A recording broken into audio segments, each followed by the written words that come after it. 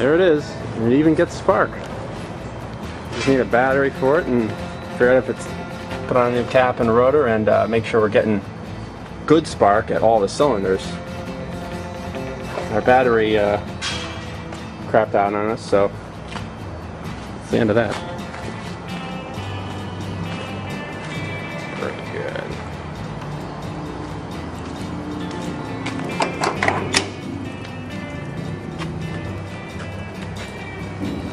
We've got the steering column pulled out because the ignition switch is not aligned properly, and you have to push on a rod in there to get it to actually actuate the starter.